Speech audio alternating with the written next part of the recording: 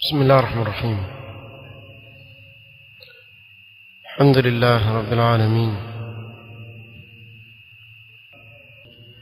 والصلاة والسلام على رسوله الأمين محمد وآله وصحبه أجمعين، أما بعد.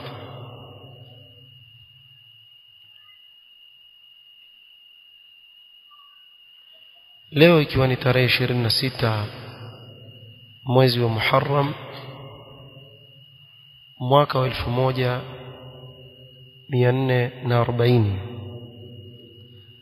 katika darsa au silsila ya durus ambazo tumeziweka kwa ajili ya tasihih ya baadhi ya ibada, tulimalizia walillahi alhamdu wal minna ibada ya wudhu, na alhamdulillah tuendelea kuizungumzia ibada ya sala. Tulisoma utangulizi katika kikao kilichopita, na insha Allah taala tutaanza kuisoma sala kuanzia kikao cha leo. Risala tunayoitumia katika kukumbushana ni risala يا شيخنا أحمد ابن حاج الجزائري حفظه الله تعالى. قال: بسم الله الرحمن الرحيم. كان رسول الله صلى الله عليه وسلم إذا قام إلى الصلاة استقبل الكعبة في الفرض والنفل. alikuwa Mtume sallallahu alayhi wasallam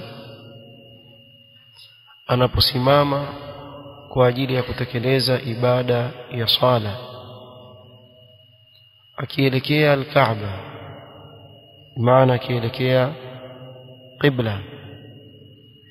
Na ikiwa mtu yuko katika mji wa Makka na ana uwezo wa kuiona al-Kaaba, itakuwa ni wajibu kwake yeye kuelekea ain al-Kaaba. Lazima aielekea al-Kaaba yenyewe kwa sababu aiona. Ama kwa wale ambao wako mbali, basi wao waelekea jihat al-qibla au jihat al-Kaaba, waelekea upande ambao al-Kaaba ipo. Taelekea upande ambapo al-Kaaba ipo. Na hii ni katika swala ya faradhi, kadhalika katika swala ya sunna, في الفرض والنفل. وكان يقف فيها قائما في الفرض والنفل. na alikuwa Mtume sallallahu alayhi wasallam akisimama katika swala yake, iwe ni swala ya faradhi au swala ya sunna, alikuwa akisimama.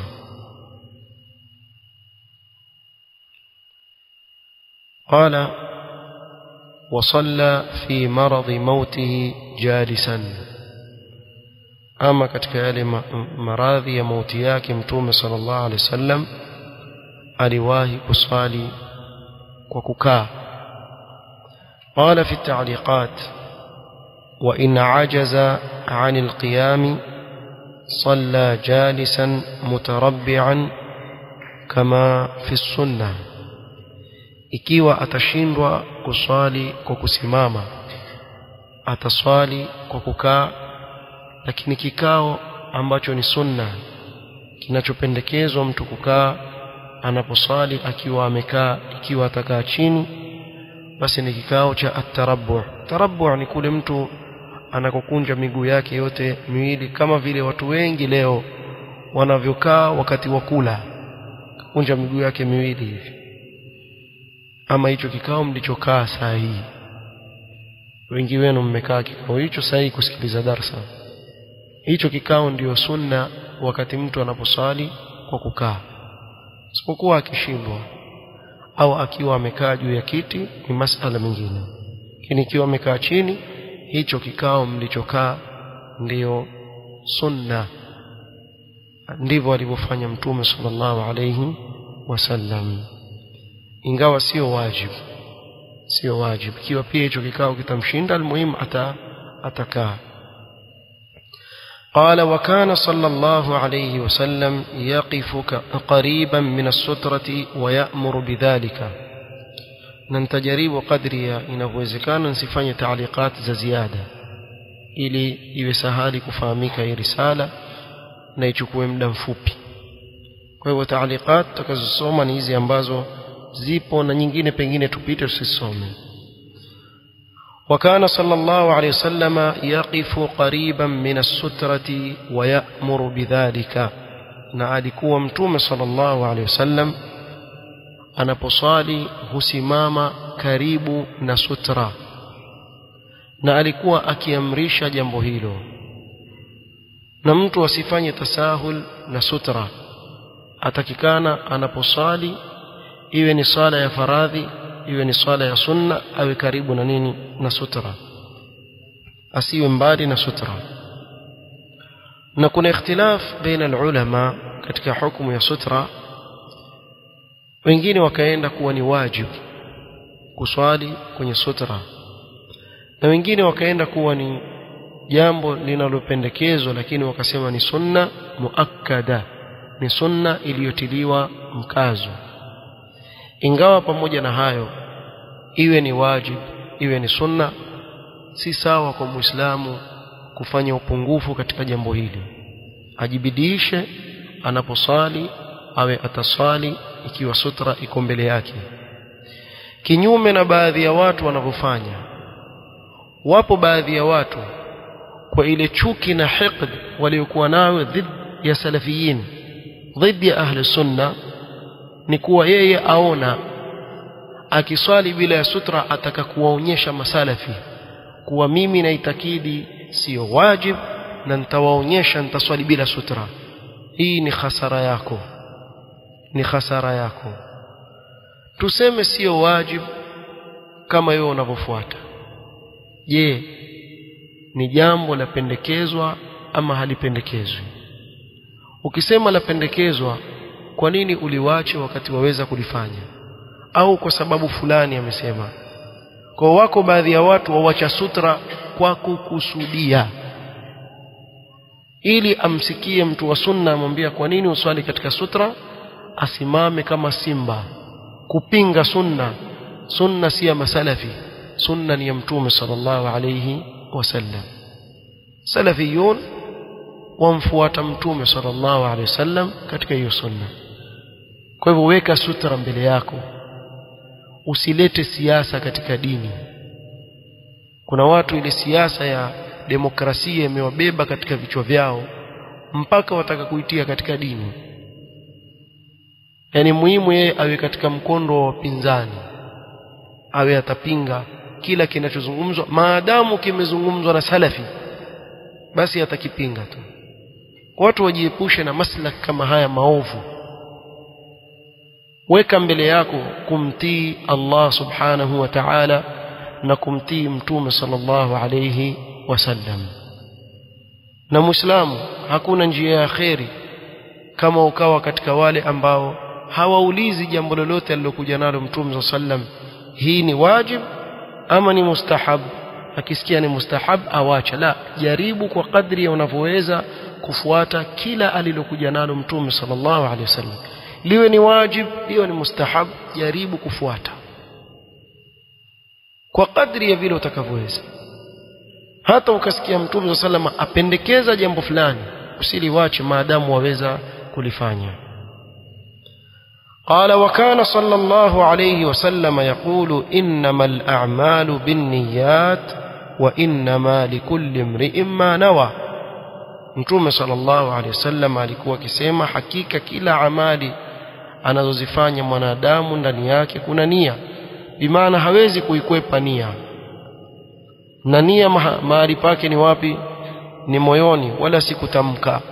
Wa innama likulli imri'in ma nawa, kila mmoja atalipo kulingana na nia yake alivyonuia katika ile ibada anayoifanya. Ama kutamka nia wakati mtu anapotaka kuanza kuswali, fa bid'atun muhdathah, ni uzushi uliozuliwa ambao hakufundisha mtume sallallahu alaihi wasallam, bal huwa naqsun fil aqli, bali ni upungufu katika akili, kama alivyosema Sheikhul Islam Ibn Taymiyyah rahimahullahu ta'ala. Kwa usije wewe katika swala ukaanza na waitu usalli fardha salati adh-dhuhri 4 rak'atin lillahi ta'ala au nasau ma'muman ama imaman lillahi ta'ala, kisha ukitaka kuleta takbira anasisi ndhuri ni asri, ilikuwa ni alasiri na waitu usalli rakaa kwanza ishakupita, wewe umebaki na waitu, mambo ambayo hakuyafundisha mtume sallallahu alaihi wasallam. Na alete nusu hadithi hata kama ni dhaifu, nusu hadithi ambayo mtume sallallahu alaihi wasallam amefundisha matamshi kama haya kuyasema kabla ya swala au kabla ya ibada ya yoyote ile katika zile ibada ambazo mtume sallam amezifundisha, kuwa alete mtume sallam amesema hapa, sema nawaitu usalli fardha salati adh-dhuhri 4 rak'atin ma'muman lillahi ta'ala fi masjidi kadha bitarikh kadha. Haya mambo yote yani katika uzushi ambao ma anzalallahu biha min sultan, mahali pania ni ndani ya moyo. Qul atuallimuna allaha bidinikum wallahu ya'lamu ma fi samawati wa ma fi al-ard. Qul in tukhfu ma fi sudurikum au tubduhu ya'lamhu Allah. Allah yajua kilichoko ndani ya moyo wako. Ukija swali tu moja kwa moja ingia katika swala yako. قال وكان صلى الله عليه وسلم يصلي احيانا في نعليه. wakati mwingine mtume sallallahu alaihi wasallam alikuwa akiswali akiwa amevaa viatu, na hii ni katika hali ambayo itakuwa vile viatu kivivaa havitadhuru ile sehemu na uswali.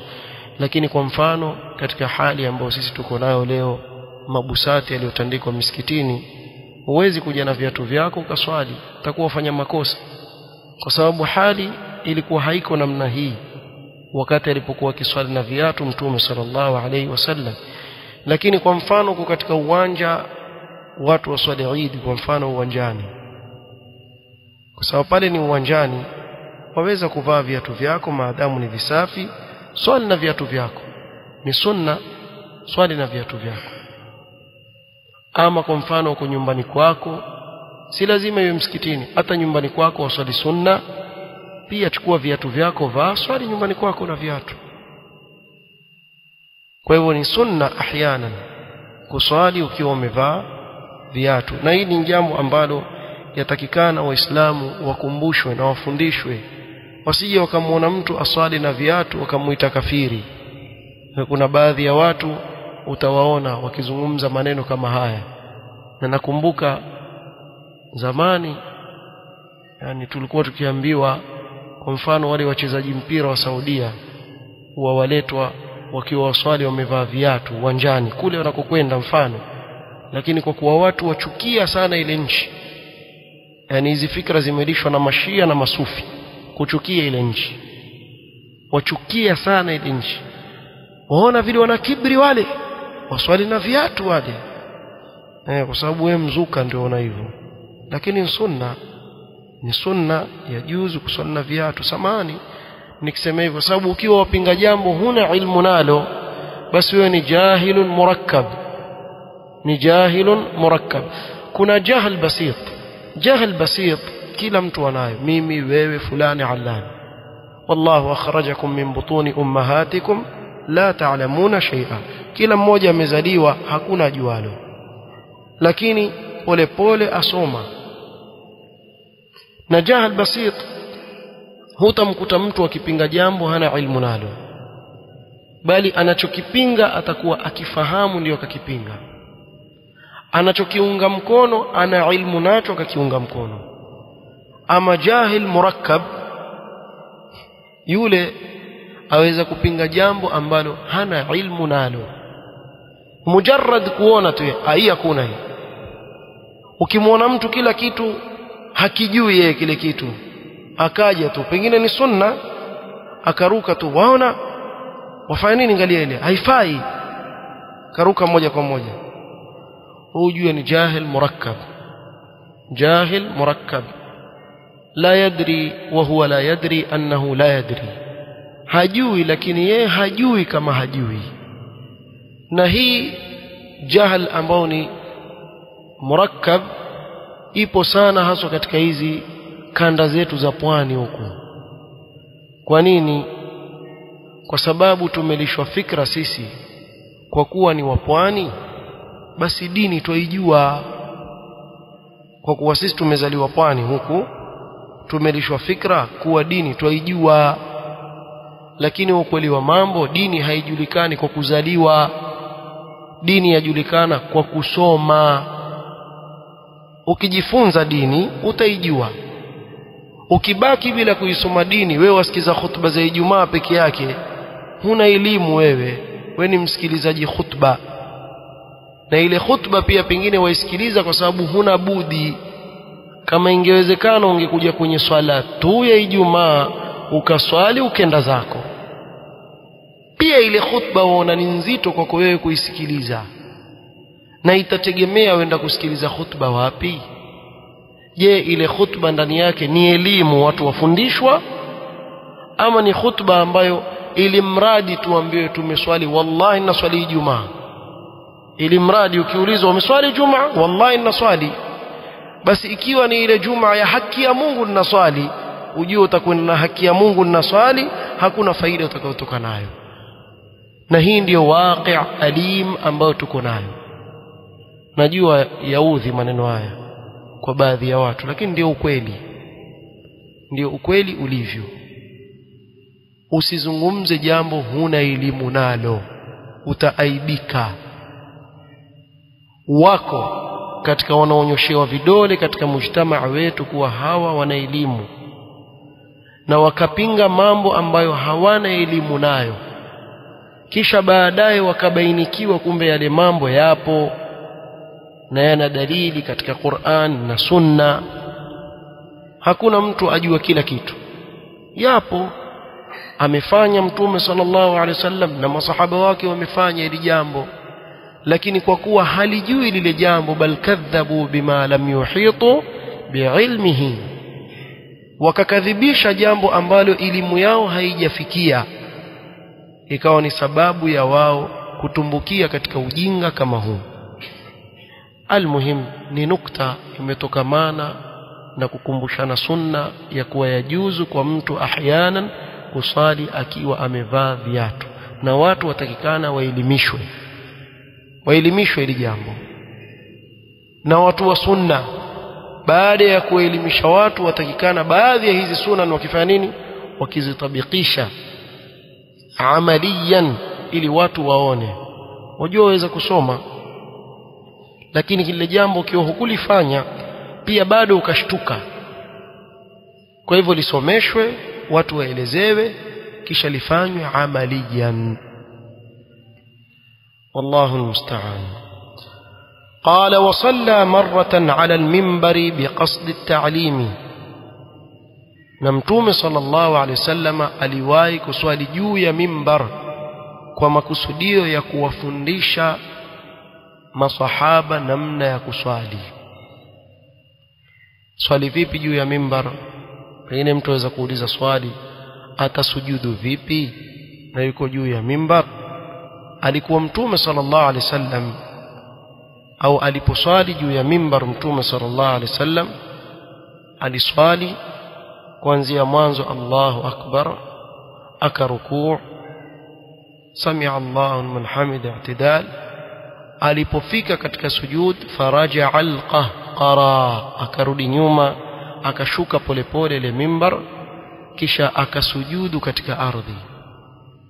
Sujudu, alipomaliza sujud, aliposimama tena akapanda tena juu ya mimbar, akaendelea na ile swala, masahaba wakiwa wamuona. Hivi ndivyo alivyoswali Mtume sallallahu alaihi wasallam, kila mmoja akimtizama. Na hii ni sunna ambayo sijui kama kuna mtu aweza kuitabikisha mpaka sasa. Sijaona Allahu a'lam ikiwa kuna mahali ishatabikishwa hata kama ni mara moja peke yake katika umri wa ule msikiti sijaona. Lakini lau kama utaitabikisha hii sunna mara moja tu peke yake, nafikiri ile balaa itakayozuka, sisemi katika msikiti, nasema katika mji au nchi, usishangae. Asadala hii sasa mpya hii jamaa zetu, jamaa swali juu ya mimbar, alafu haraka ngapi wajua ukirudi nyuma hivi kisha yasujudu chini, hii mtoka wapi? Pamoja na kwa Mtume sallallahu alilifanya hili jambo mbele ya masahaba, kwa yule aliyembora katika hao atasema lakini hii wakati ule si leo. Umeelewa?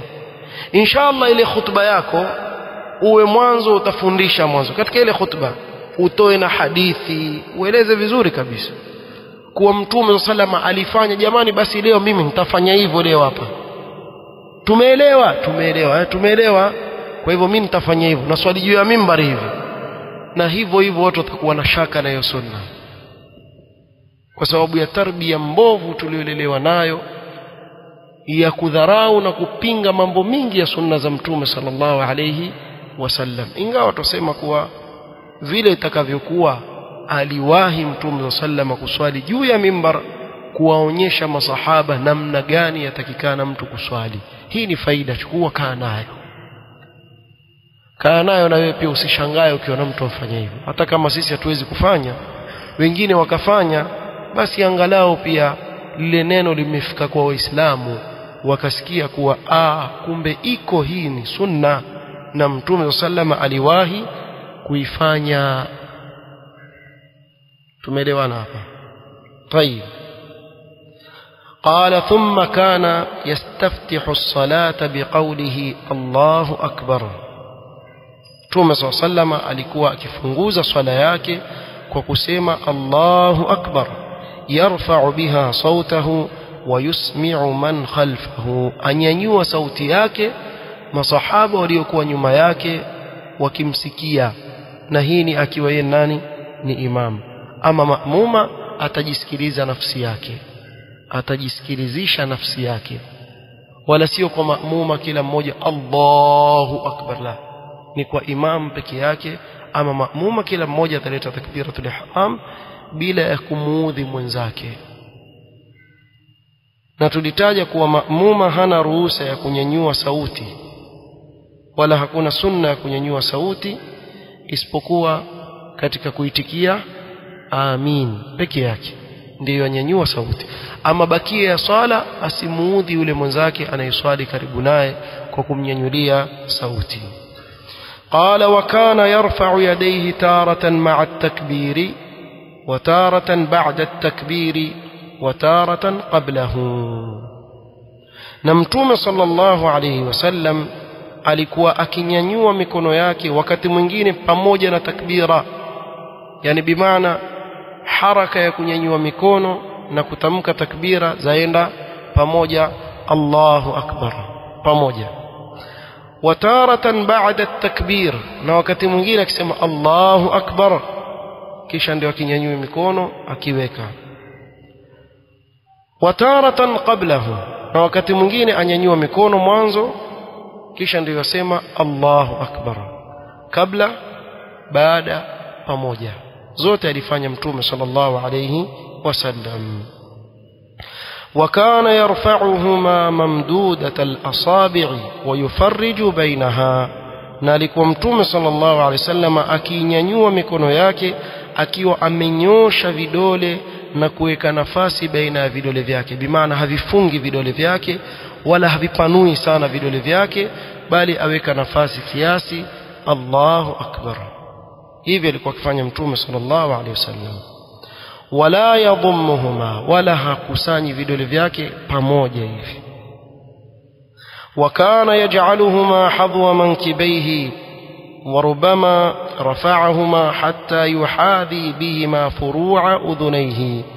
na alikuwa wakati mwingine Mtume sallallahu alaihi wasallam akinyanyua mkono wake kiasi cha pale ambapo mabega yake yako, bimaana katika level ile kiasi cha yale mabega, wala haimaanishi kugusa mabega au kwa ubavuni huku mpaka ukafikia mabega. Kuna wengine hufanya kwa ubavuni kama wasukuma ukuta, yani kwa huku huku Allahu akbar. Hii si maana ya muhadha, la, haimaanishi huku ubavuni, yani ubavu wa kulia na kushoto hivi. Kuna watu mmeona nafikiri kufanya Allahu akbar hivi, ni hapa mbele Allahu akbar, hapo kiasi cha mabega tu Allahu akbar, au kiasi cha masikio, yani wanyanyua juu zaidi Allahu akbar, wala sio ubavuni mwa masikio, si hivi.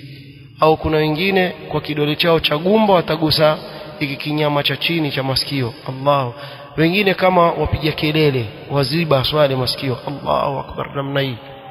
Zote hizi ni kaifia za makosa, na usawa ni kuwa atanyanyua kiasi cha mabega yake au kiasi cha masikio yake kwa mbele Allahu akbar kwa namna hii. قال ثم يضع يده اليمنى على ظهر كفه اليسرى والرسغ والساعد, kisha huweka kiganja chake cha mkono wa kulia juu ya kiganja au mgongo wa kiganja cha mkono wa kushoto. والرسغ, الرسغ ni huu mfupa ambao uko katikati ya kiganja na mfupa unaokwenda pamoja na kushikana na kisukusuku wa juu hapa katikati.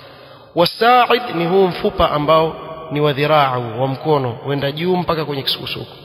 Kwa hivyo hushika sehemu hizi tatu, kiganja chake, katikati ya kiganja, kwenye kiungo na sehemu ya juu hapa, kwa namna hii. Hivi ndio alivyokuwa akifanya Mtume sallallahu alaihi wasallam. Wa kana ahyanan yaqbidhu bilyumna ala alyusra, na wakati mwingine hushika mkono wa kulia juu ya kushoto akaushika namna hii kisha akafunga. Wakana yadha'uhuma ala sadri, na alikuwa akiweka mkono yake juu ya kifua, wala sio shingoni. Wengine wasema waweka shingoni huko, wako wa watu, si ati ni istihza, wako watu waweka shingoni, yani nishaona mimi watu wakika shingoni, lakini sunna ni weke kwa nini kifua. Hapa kuna tambihi ya ajabu hapo chini ameitaja, sema min mubtilati salati inda rawafidh, katika vinavyobatilisha swala kwa mashia, wad'u al-yumna ala al-yusra fi as-salah, ni kuweka mkono wa kulia juu ya kushoto katika swala. Kwa mashia swala yako imebatilika. Mnajua ni kwa nini? Kwa sababu ukifanya hivyo utajifananisha na ahli sunna na watu wa sunna. Kwa hivyo wakaweka kuwa hii yabatilisha swala, si kwa dalili. Asema wala ba'sa bihi indahum halat taqiyati, ama ikiwa katika hali ya taqiya ni kuwa wadhihirisha kinyume na vile unavyoitakidi, haina neno. Kama mfano mshia ameingia msikiti wa sunna hivi ataka kulepua bomu, umeona, maana yake wao hawaingii isipokuwa watakufanya kitu, labda ataka kulepua bomu mahali awaue. Ukimwona mshia ameingia msikiti wa sunna, muangalie vizuri, huyo apanga jambo sijui nini, lakini apanga kama ataka kuua watu, ataka kuwalepua, ataka kuwafanya nini, yuangalia sasa niweke wapi pale imamu atakufa pamoja na maamuma wake. Maana chuki hawa, akiingia sasa pale ambiwa yeye aruhusiwa kuweka kulia juu ya kushoto na swala yako ibatiliki. Yani ni kama kusema kwa mfano ukitoa upepo katika swala yako itabatilika, lakini ukienda msikiti wa Ahlus-Sunna wewe toa upepo, swala yako itakuwa iko sawa kabisa. Yaingia akilini, si umafahamu? Na sisi tunasema kwa mfano ukitoa upepo katikati ya swala yako itabatilika, maana yake tahara una tena. Lakini ukiingia msikiti fulani wale watu wala pojo sana na dengu, basi wewe piga mzinga pale, lakini swala yako yasihi. Kwa nini? Kwa sababu uko mahali fulani. La.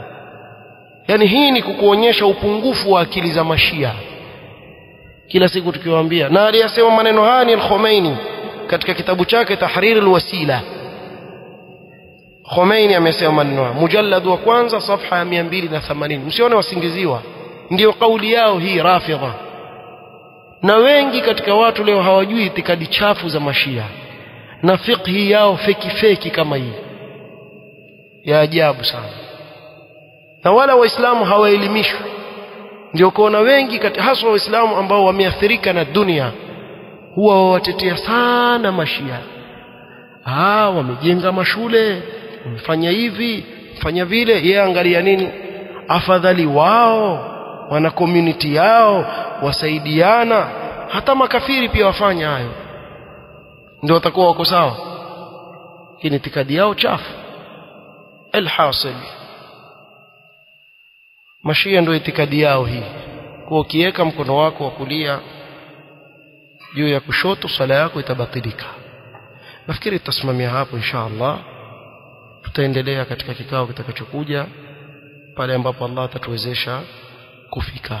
Kwa tumefikia katika kuweka mkono wa kulia juu ya kushoto katika kifua anapoanza mtu ile swala yake, anapokuwa katika hali ya kisimamo katika swala. Naktafi bihadha alqadr, wallahu ta'ala a'lam. Subhanaka wa bihamdik, ashhadu an la ilaha illa anta astaghfiruka wa atubu ilaik. Barakallahu fikum.